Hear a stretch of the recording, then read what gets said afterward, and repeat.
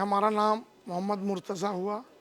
मैं Dhillon freight carrier और Dhillon freight carrier private limited transport and company का शाखा प्रबंधक मैनेजर हूं, ब्रांच बिहार शरीफ का।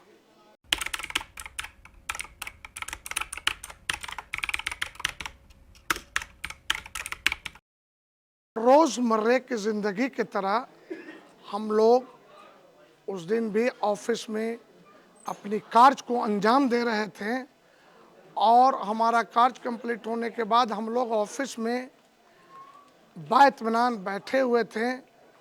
तकरीबन 4:40 में हमारे ऑफिस के बाहर से एक हल्ले की आवाज़ आई। हल्ला चिल्ले की जब आवाज़ आई तो उस हल्ले चिल्ले की आवाज़ में मैं वहाँ पे बैठा रहा। अचानक जो है सो देखा कि हमारे कैंपस में तकरीबन 200 से 250 आदमी बैक वक्त इंटर कर गए और हथवे हथियार से लैस होकर हमारे कैंपस में हमें घेर लिया और हमें लपड़ थप्पड़ करके मारा। मारने के बाद हमारे पास जो चाबी था, पहले तो हमें गाली दिया, बाल पकड़ करके हमें लपड़ थप्पड़ मारने का काम किया और मारने के बाद लोगों ने बोला कि इसको जान मार करके जो है सो पीछे तालाब की तरफ फेंक दो। कुछ लोगों ने बोला कि इस पर तेल छिड़क करके आग लगा दो।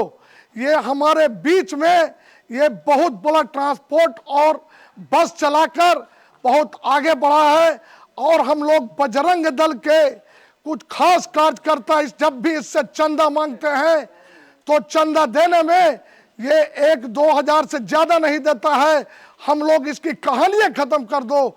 और हमने जो परिस्थिति देखा, इतनी मार हमें दोनों तरफ से हमारे बॉडी पे, और जिस तरह से उन लोग, हम तो समझा डरे सहमे हुए में कि आज हमारी जिंदगी का आखिरी दिन होने जा रहा है।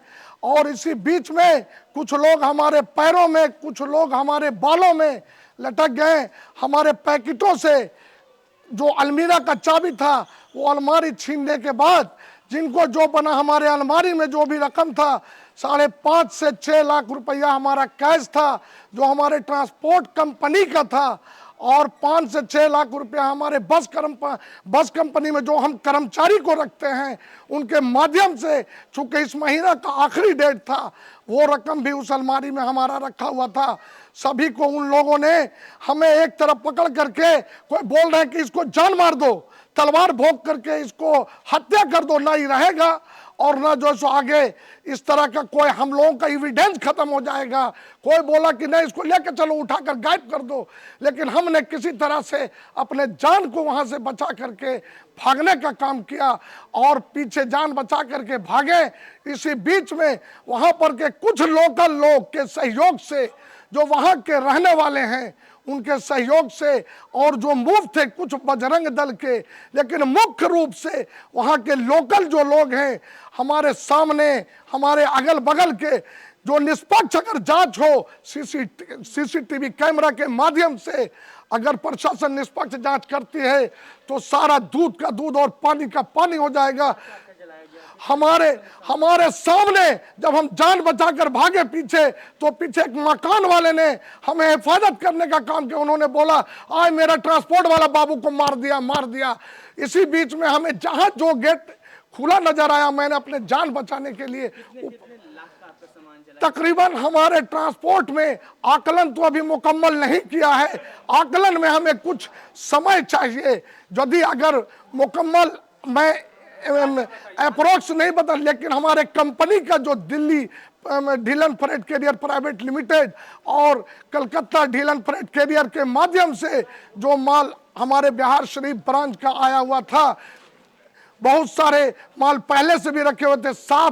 मैंने मोटा मोटी ये मान लीजिए कि 4 से 5 करोड़ रुपए के एवरेज का माल स्टॉक अंदर में था, और हमारे शहर के सभी व्यवसायियों का माल था, जो कि आज हम जीने के लिए बहुत मुश्किल में, सभी का फोन आ रहा है मैं अपनी जान बचाऊं कि मैं उन लोगों को सफाई दूं।